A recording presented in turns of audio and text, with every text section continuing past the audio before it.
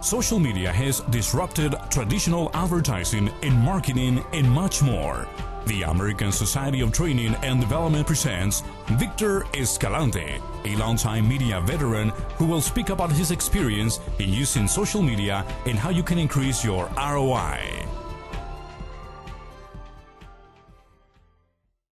I'd like to interact with you. Because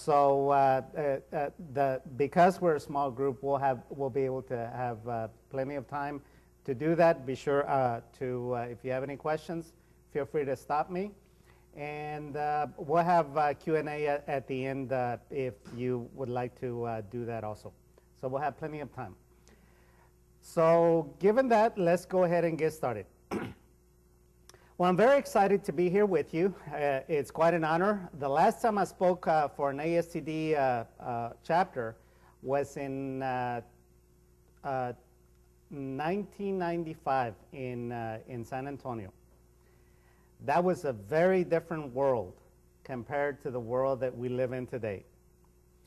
Today, what you're going to hear is how social media has revolutionized just about every field of communication, and it's disrupted the hierarchies that have existed for all these years, that it was difficult to break through to the decision makers, to the top C-level executives, to be able to get the big contracts. Social media presents challenges and opportunities, and you're going to hear both. So let's go ahead and get started. Let's first of all define social media. The Wikipedia definition says that Web 2.0 refers to a second generation of web development and design that facilitates communication, secure information sharing, interoperability, and collaboration on the World Wide Web. Web 2.0 concepts have led to the development and evolution of web-based communities, hosted services, and applications such as those that are listed there. Now, in the old days, you had old media that provided the information, and it was a one-way flow of information. It was a monopoly. And the readers bowed down to the big monopolies, because the monopolies dictated what was news and what you were going to get as news. Then came internet. Then came email. And you could send out a group email blast in the old days, remember? When you couldn't, the technology was not in place to hide the carbon copy.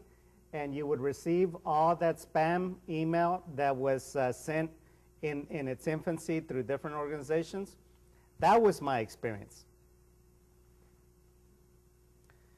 It's a brave new digital world. According to a recent, and this is dated information as you're going to see, to a recent 2008 Cone Business and Social Media Study, 60% of Americans use social media, with 59% of those users interacting with companies on social media sites.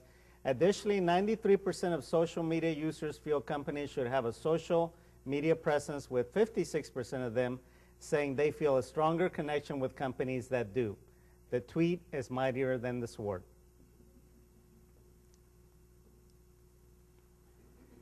Use of Twitter. Dell made $1 million by distributing coupons via Twitter last Christmas, 2008.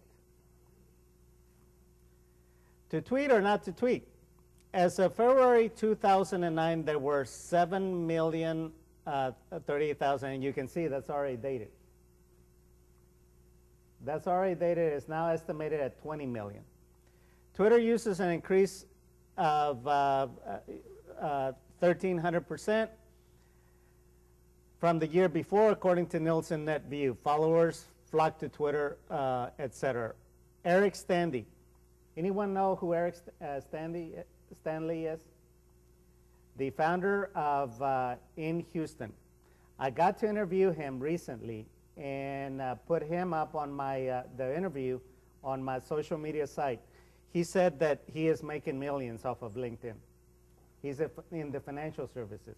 He funds companies. Very down to earth, very open. You can go at the end. There is a link that you can. I'll be able to send the presentation to all of you. You're welcome.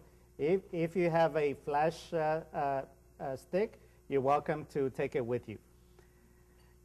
You can see the interview of Eric Stanley. Another gentleman that I communicated with is the author of Secrets of Building a Profitable Business Using Twitter and ING. Highly recommend his content. It'll save you hundreds of hours of having to do your own research. History of social media. First on the scene were bulletin board systems. Do you remember those days? Which evolved into news groups and forums. That's when I got involved around 1994, 1995 was when news groups were about to explode. Niche news groups that you would dictate what was news and feed it to the group. And then, of course, then you had the debates. And that was interesting dynamics that were played out in news groups. Did any one of you ever join niche news groups or forums? Okay. Do you remember? And what's interesting to me is the same dynamics that existed in forums or news groups is the same dynamics that exist in social media. The dysfunction as well as the function. The different personalities that dominate different themes. If you are in the field of soft skills training in psychology, communication, you could rebrand yourself as developing a specialized training on how to teach the do's and don'ts of social media, because it's the same information that you have to share, but it's just rebranded with specific applications towards social media. In 1995, Classmate.com was created, and that was the actual birth of social media. Because now you could connect and link up with people that you went to school with, that you lost track of, that you can now reconnect with them. Down to this day, I'm a member of Classmates, but never saw the need to buy a subscription for the service. Have any of you ever bought Classmate service? Nobody did. Why should we when it should be free? They still continue to send out requests for you to join and entice you that somebody visited your profile, somebody left a comment. But why? It's like when you can just Google a person's name, and if they have a web footprint, you'll be able to find them easily.